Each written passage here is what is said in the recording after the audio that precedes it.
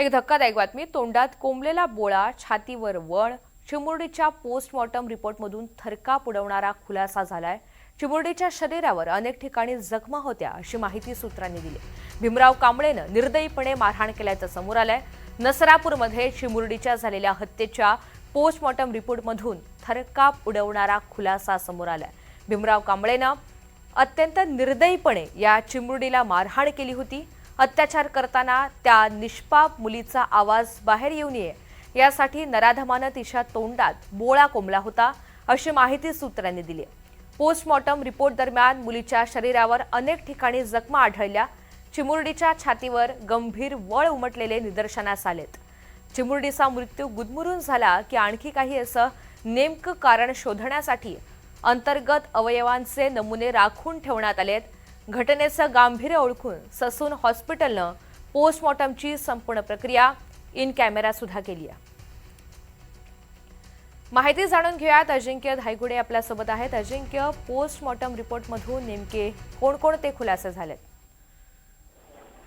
नसरापूरमध्ये 3.5 वर्षीय चिमुकलीवर जे अत्याचार करून खून करण्यात आला होता, यानंतर या चिमुकलीचं शवविच्छेदनाची जी प्रक्रिया आहे ती पुण्यातील ससून रुग्णालयात पार पडली होती आणि या ससून रुग्णालयाचा शवविच्छेदनाचा प्राथमिक अहवाल जो आहे तो आलेला आहे आणि अतिशय अमानवीय पद्धतीने त्या चिमुकलीला या भीमराव कांबळेने मारल्याचं देखील समोर आलेलं आहे.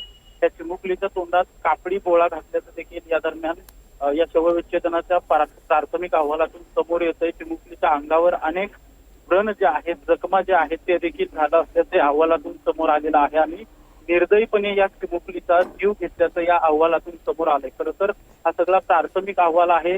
अजून देखील या सगळ्या घटनेचा ससूनकडून सखोल सगळी माहिती घेतली जाते आणि जो मुख्य अहवाल येईल त्याच्यात देखील या चिमुकलीचं नेमकं मृत्यूचं कारण समोर येईल. मात्र प्राथमिक अहवालात असं सांगितलं जातंय की चिमुकलीच्या तोंडात जो बोळा घातला त्याच्यामुळे श्वास कोंडला गेला आणि त्यामुळे मृत्यू झाला असल्याचं प्राथमिक अहवालात सांगितलं जातंय.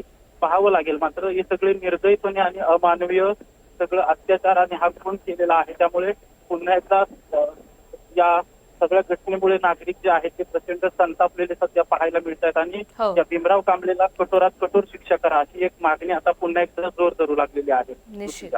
धन्यवाद माहितीसाठी.